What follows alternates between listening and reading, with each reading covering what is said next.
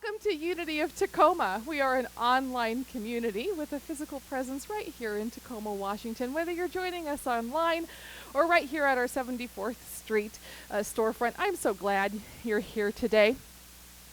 We've been essentially talking about the creative process, and this is a dangerous thing, but pop quiz, which of the Unity 5 basic principles, who remembers from last week, is co-creation? 3, yes! All right, we're going to get there. Here's what I know about this community. All of you guys are so familiar with what we teach and what our philosophy is, and have moved into that place of expression where you no longer need the bulleted list to guide your lives. It's become an integral way of your being. And so what I also notice is that while your practices are rock solid, it's sometimes hard to talk about what we believe and what we teach here at Unity of Tacoma. And that's why I hammer home the 5 basic principles so hard. I would love it if you were able to, when people were like, there's something really neat about you, it's really special, and you were actually able to discuss it in a way that made sense to people outside of our community and invite them to come in and be part of what we're doing. And what we're doing right now is we're in the middle of our series, One Brick at a Time. It started on the first Sunday of January with our Whitestone ceremony, where we together as a community practiced listening for God's idea of its highest self as our lives. And then we started with One Brick at a Time. We started our series in earnest, and the first talk of One Brick at a Time, we talked about dealing with what's right in front of us. Unity of Tacoma is in a really interesting place right now. We are a very old, established church that's become a brand new community. It's a very interesting place to be, to have come down to the seed and now watching it sprout into what we don't know. We're all working together at listening for Spirit's voice so that we can be Spirit-led in this community. After that, we had Dream On. We honored the life and teachings of Dr. Martin Luther King Jr., and we explored how to nurture that call, that dream that's calling us forward in our lives. Specifically, what we picked for our word for 2020, but we're not one-dimensional. There's always a lot going on in terms of how Spirit's calling us forward. How do you keep all of those balls in the air? How do you keep that dream fresh? And then we talked about the intentional life last week. And remember my bowl of water, and remember that experiment or that demonstration with flotation, right? And that God works the same way. God works the same way for everyone all the time. Just like we couldn't make something that naturally would float sink, we can't make something that naturally sinks float. And if you wanted to make an allegory for what those are, the thoughts in our mind, well, are you thinking thoughts that are going to sink you? Or are you thinking thoughts that are going to buoy you up and lift you higher? Because Spirit doesn't really care. In that regard, in that one regard, Spirit is impersonal and doesn't care. If you want to put failure into the law, then go ahead, put failure into the law, and that's what you're going to experience. Or you can stand in a place of spiritual certainty and put success into the law, and success is most assuredly what you're going to experience. And today's talk is called Mountains and Molehills. Today we move into a very difficult part of the creative process, which is that it's not magical. It doesn't just happen. Otherwise, I'd be thin and strong. I'd be a bodybuilder and I wouldn't have to work out. If I could just tell God I'm healthy and bam, I'm healthy. But there are things for me to do. There are things that I'm called for. This body is an amazing, magical thing. It knows how it responds. It responds to exactly what I do. There's nothing wrong with my metabolism. If I eat well and I move my muscles, then I become strong and slender and fit. It's wonderful. I saw this meme. I almost asked to have it put on the board, but it's all entirely words.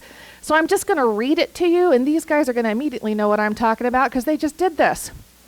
It says personal growth, big quotes.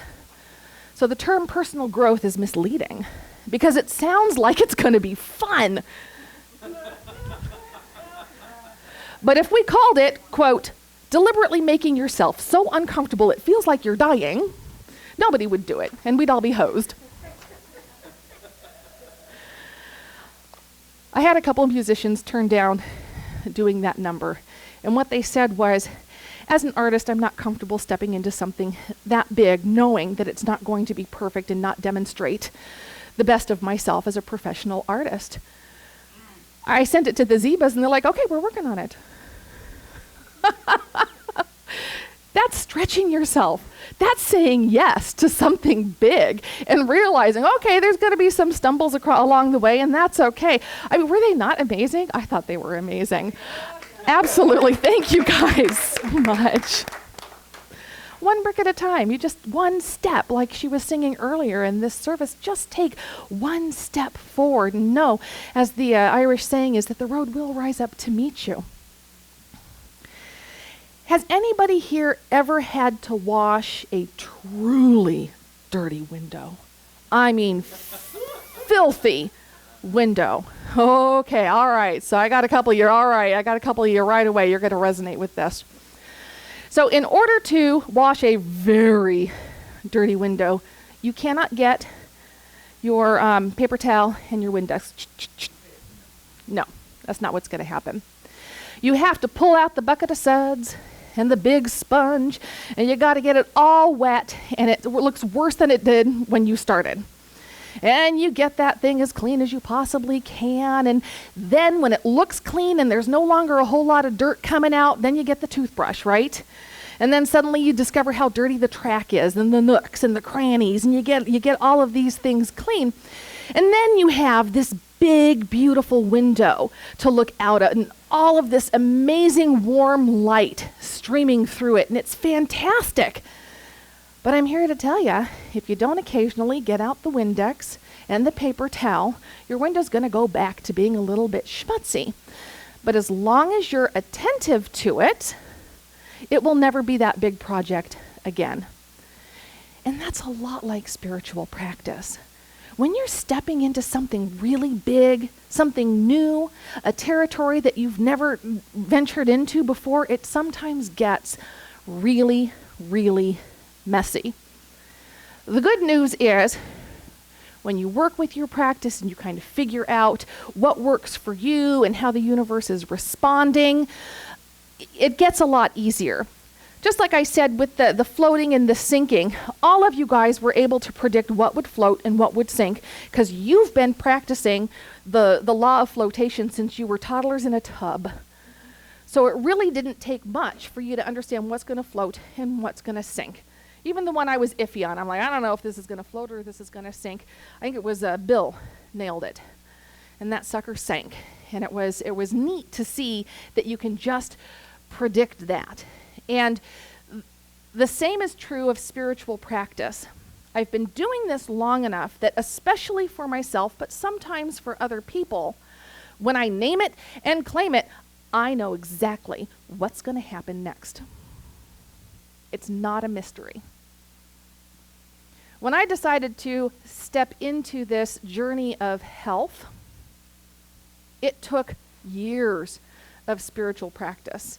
I mean, I started about as far away as you can get. I started with not ready. And then I decided, okay, I think I'm ready to be ready to be ready. And a couple years later, okay, I think I'm ready to be ready. And then I finally decided I'm ready. And at the beginning of 2019, right, the word that I wrote on my stone was health. And I thought, well, I've been at this a long time. I think it's just gonna happen. It's just gonna be there for me. All the supports and what I need to step into health, because I know how this works. Calories in, calories out. You gotta, what's the term? No pain, no gain. I knew what I was up against, except I didn't really, because it was such a big thing for me that I spent all of 2019 changing my thinking. Being ready wasn't where I actually was.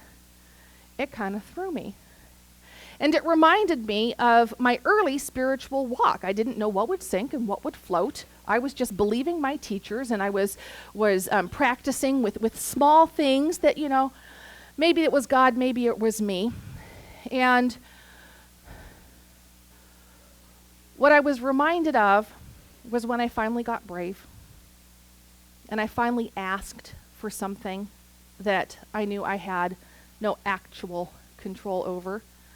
I asked for a healing of a relationship with my mom. I got the warm and fuzzies after my prayer work, and I was just really glad. I'm like, okay, I've reframed my relationship with my mother. If that's all it is, I'm cool with that.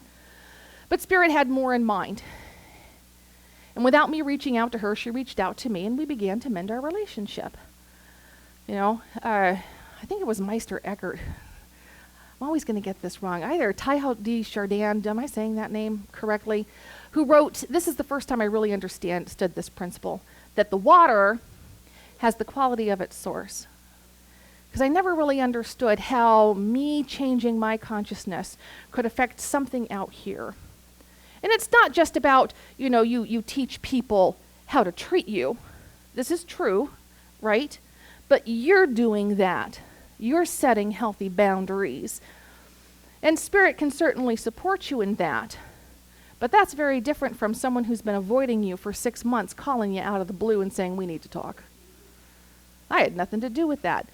Is it coincidence that it happened on the night that I did this amazing group prayer and I got straight in my heart about what my priorities were? I really don't think so. Some other things that I had to learn the hard way, because my window was very, very dirty. I was unhappy in my marriage. It was a long-term marriage. We were together for 15 years. We had 3 kids, and we had quite a road to walk before the last one would turn 18. And I just prayed for something better. I said, I can't do this. I need this relationship healed. This has to shift. I am ready for a new experience of life and a happy relationship. And he asked me for a divorce. Didn't see that one coming. But that's often how it works. And then it took me 10 years to become the person who could be in the relationship that I was seeking out. That was a very dirty window. And now I'm in this amazing marriage, and we have our little Windex moments together sometimes. It's kind of fun. Like, okay. I had an idea of myself for a very long time that I would never amount to much. And what that sounded like in my head, and I didn't even know it. It took a lot of prayer work and a lot of spiritual practice and meditation to get to the point where I could actually hear what I was actually thinking. Not just what I thought I was thinking, but what I was really thinking. And what I was really thinking was, I'm always going to work at minimum wage jobs. I'm never going to have an opportunity to retire. I'll never have a career. If I'm lucky, someday I'll move from being a crew member at McDonald's to being a swing manager at McDonald's. This was the actual thought process that I had, and I didn't even realize it. But as soon as I identified that that was my thought, that I didn't even know I was having, I went to see a prayer practitioner, very similar to a chaplain that we have here, and we hammered that sucker out. And we said goodbye to that thinking that would make me sink. It was so ingrained, I didn't even know I was thinking it. I could easily have made it to the end of my life and been happy with, woohoo, shift manager at McDonald's, because I didn't see any other way. But I'd had this desire for something greater in my life, and I had this desire to be of service to my community, and I had this desire to prosper so that I wasn't always wondering where rent was coming from. And it's been a long road. And I had all of the reasons why that was never going to happen. And that's how I know this is a true miracle. That's how I know this was truly God in action. Because how does someone with a high school education get to where I am without having gone to college? It was the right teachers, the right experiences, and a willingness to say yes to something that scared me, knowing that I was going to flub the notes, I was going to flub the lyrics, it was going to happen, until it didn't. But I was going to make something big. That song that they sung is usually sung by a very, very strong male and female leads who have been practicing for at least 2 months with a 12-man choir behind them and a full orchestra. And that's why people said no, they weren't going to sing that song. But they caught my vision. I said, just sing it. It doesn't have to be Broadway. Just sing it from your heart. And they did. And they tried something scary and deliberately made themselves so uncomfortable it might have felt like they were dying.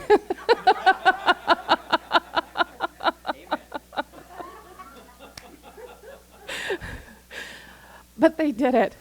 And I can't wipe this grin off my face. I'm so happy. I'm so happy that I got to finally have my song, because the name of my series is One Brick at a Time, and it came out of that song in large part. So I am so very grateful for your willingness to just do something big, really, really big.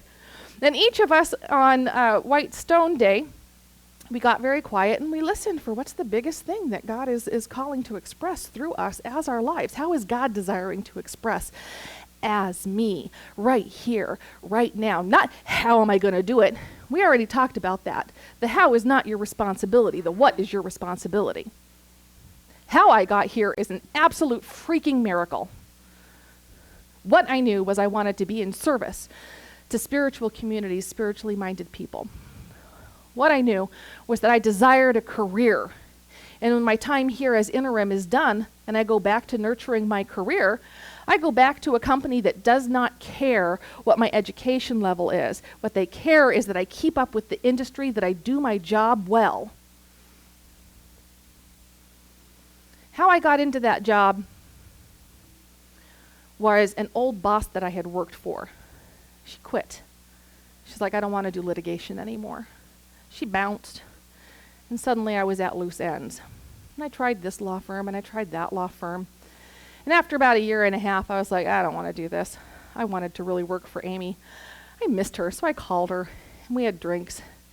And she said, how are things going? And I said, well, quite frankly, I'm not really happy in my career. She said, oh, I'm hiring a paralegal. I said, no, I did not know. You're hiring a paralegal. And when that job opened up, it opened up for just a few days, just long enough for me to get my resume in, and then closed again. I have no way of actually knowing if I was the only candidate, but it's likely I was only one of several. I kept asking her, what do I need to do? How do I bone up to shift from litigation to transactional work? And she's like, don't worry, you can do this. You can do this. And I got into that job. I've been there almost a year. February 12 will be my workiversary at Coordinated Care. And while I've been there, I've realized I do enjoy the transactional paralegal work. I love working with the insurance commissioner's office and the regulatory filings. All of that's right up my alley. But what I miss is there's no people work, except for with the Office of the Insurance Commissioner, the OIC, and I'm telling you, they only call me if I screw up. So there's not a whole lot of relationship building, which is something that's really important to me. So I set my sights on, and I know I've talked about this before, on the provider relations department. You guys heard me talk about possibly moving into provider relations. And I thought, I'll keep at this for about 3 years. I'll learn more about the industry. I'll learn more about managed care organizations. I'll gather as much information as I can. And when the new VP of the or the director rather of the provider relations came in, I stopped by her office and I welcomed her, and she asked me what I did, and I said, well, I'm a paralegal, over at the next department over there in provider contracting. And she says, oh, do you like it? I said, yeah, I love it. I said, but actually, one of these days I want to work for you. And she said, fantastic. And that's all it was. It was just a very brief conversation. And so when there was a shift in that department rather recently, and they lost a lot of people, they're down to a skeleton crew, and then one of those people went on maternity leave, they were feeling a little bit bogged down. And the director came to me and she said, are you still interested in working for me? I said, yeah. She said, well, there's an opportunity for you to come in as backup if I could have you 5 hours a week. And I said, oh, that'd be fantastic. And she said, your workiversary is February 12th. I said, yeah. She said, I'm going to be hiring a new person in the middle of February. I said, oh, that sounds great. Good for you. She's like, well, you'd be eligible to apply. I said, well, I'm not sure I'm qualified. She says, well, why don't we find out by having you work for me for a few weeks? And I kind of started to see her vision. I mean, I was like totally over my head for a second. And I'm like, oh, wait, did I see my director sitting in that director's office kind of talking hush-hush the other day? I think they were like arranging a marriage or something. Here's the thing. It's an opportunity. It's not for definite for sure that I'm stepping into that role. It's something I've had my eye on. I'm curious about it, and now I get to have that question answered. Whether I move or whether I don't move is not the issue. The issue is I can. When our new vice president came in, we had we really hit it off. We're about the same age, very similar life circumstances. And at the end, I decided to take the plunge, and I told her before I left, I said, and by the way, my deep, dark secret is that I only have a high school diploma. She did this. And I thought, oh, she's telling me, don't tell me this, don't tell me this. No, she raised it up a little bit higher, and she wanted a high five, and I high-fived her, and she goes, my deep, dark secret is that I only have a high school diploma. The message being I can go as far as I want, as long as I can do the job, as long as I'm a valuable employee. And I'm telling you, I didn't do that. If I were doing that, I'd be a swing manager at McDonald's if I were in charge of my career. That's where I'd be right now. But it wasn't easy getting there. We have this calling. Ernest Holmes says, what you are seeking is seeking you also. So if you do your spiritual work, you do your spiritual practice, and you listen for that call, when you hear it, it's real. That is actually something calling you forward. And if you're willing to be so uncomfortable you feel like you're dying, you can achieve something even bigger than you can imagine for yourself, because that's what Spirit does. Spirit pulls us into something we can't create for ourselves. If I were in charge of my life, I'd still be struggling, I'd still be single. I'd probably be on public assistance. But I turned that over. I turned the how over. I just said, I want to be of service. Make me of service. Let me do something that I can use my brain and my heart to make a difference in the world. And that's how it's unfolded for me. This is a well-documented phenomenon. This is not just new thought, because remember, how Spirit works for one person works for all people, and it doesn't matter how you identify. Atheist, Pastafarian, Christian, doesn't matter what your worldview is. It doesn't change how God operates. Often when I think about this particular dynamic, and the name of the dynamic is, every barrier to your good will come up for healing. Every barrier to your good will come up for healing. God doesn't magically wash the window for you. Just make sure that you got a bucket and soap.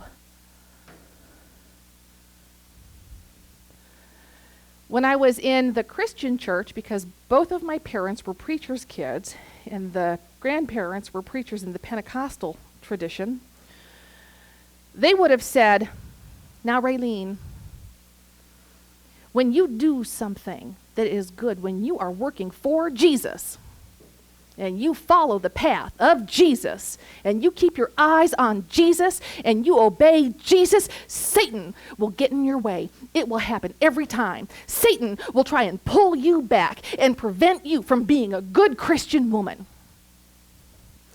And that's another way of saying every barrier to your good will come up for healing. It's no different.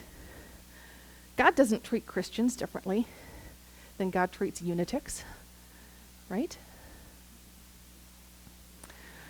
So it's a hard message to give. And I'm not saying if you decide to improve your relationship that your partner's going to leave you. But sometimes that does happen. So be very aware of what you're going to, what you're called forward to do, and how willing you are to walk that walk. It was very, very difficult. There were times when I made choices I had no idea what was coming up. The first job I got in a law office, right, went from working at McDonald's to working at a law office. It was hard. I was underpaid, I was overworked, and I was working for a guy who I knew was not always coloring in the lines. And while I was in that, I'm like, what did I do to myself? What have I done to myself? My name is going to be all over the lawsuits when the you-know-what hits the fan. In retrospect, now that I get to look at it backwards with my 2020 hindsight, I think of that as a paid internship. That is the job that set me up to be where I am now. Gave me all the tools I needed to choose to leave that situation and go into a better one. To recognize attorneys that colored in the lines, that actually had a genuine heart of service, so that I could be with them. But while I was in it, you could not have convinced me that this was God's doing. But I was. Because I was not the person who could jump into a full-blown paralegal job. I needed a cheapskate who was willing to do with an executive assistant, which was the other work that I had done prior to McDonald's, and train me up. I mean, trial by fire, but still, I got there. And it set me up for the successful job that I have now. It set me up to work for a company who values diversity and inclusion. I didn't do that. I know I didn't. And walking the path wasn't easy. And saying yes wasn't easy. But I had a clear vision. And that's one thing you'll also hear a lot from me. Fuzzy thinking equals fuzzy results. If you're swirling, oh, I'm doing my practice, I want love, I want love, I want love. Okay, well, a puppy can give you love. What do you actually want? Be willing to name it and claim it. Get clear. Fuzzy thinking equals fuzzy results, but clear thinking equals clear results. It's an interesting balance. Why don't we take that into a meditation?